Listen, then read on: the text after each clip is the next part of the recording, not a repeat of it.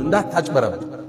ነቢዩ ዓለይሂ ሰላቱ ወሰላም ሙስሊም ላይ እንደተዘገበ አቡ ሁረይራ ባስተላለፉት ሐዲስ ላይ አንዴ ወጡ መርካቶ ላይ ገበያውን ይቆጣጠሩ ነበር። ጠጋሉና እጃቸውን አንድ ምግብ ስር ሲከቱት እርጥበት አገኙ። አንተ ሰው ሆይ ይሄ እርጥብ የሆነው ምንድነው አሉት። የአላህ መልእክተኛ አሳበቱ ሰማ ዝናብ አግኝቶት ነው አላቸው። ታዲያ ከላይ አታደርገው የሚገዙት እንዲያዩት አለ። ተመልከት የእስልምናን ጽዳት። ገዢዎቹ እንዲያዩት ለምን ከላይ አላረከውም የረጠበው? ከዛ አንድ ህግ አስቀመጡ። መን ገሸ ያጭበረበረ ያታለለ የሸወደ ፈለይሰ ሚና ከኛ አይደለም። አታለህ ሪዝቅ ለልጆች ልትወስድ ሰው አስለቀሰ ቸቀምተ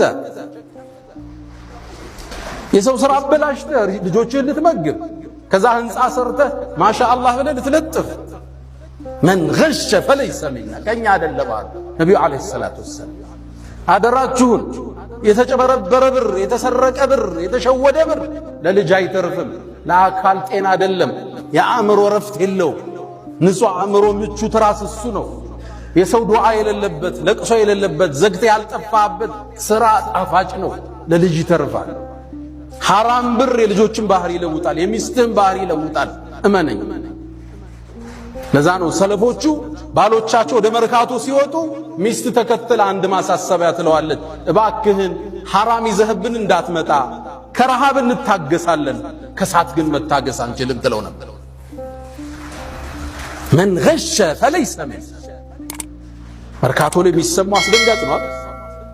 አስደንጋጭ የተበላሸን ነገር ደብቆ መሸጥ ኖርማል እርድናም ነው። አንተ ቢዝነስ አልገባህም ሁሉ ሊልህ ይችላል። ጤናን ከፈለክ ጣፍጦ መብላት ከፈለክ የሰጠህን አላህ በሐላል ይሄ ደርድረው ለልጅ ልታወርሰው ነው። ይሄን ሁሉ ብር ላንተ እኮ አይሆንም፣ ቀብርም አብሮ አይገባም። ልጅህ እንደፈለገ የሚያረጋውን ብር ሰው አስለቅሰ ታመጣለህ።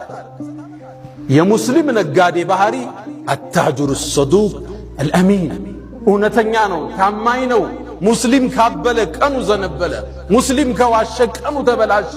አያቶቻችን ያስከበሩት ታሪካዊ ስማችን ታማኝ ነጋዴዎች፣ ደጎች፣ በዚክር አብረው የሚነግዱ የሰውን ችግር የሚረዱ አያቶቻችን።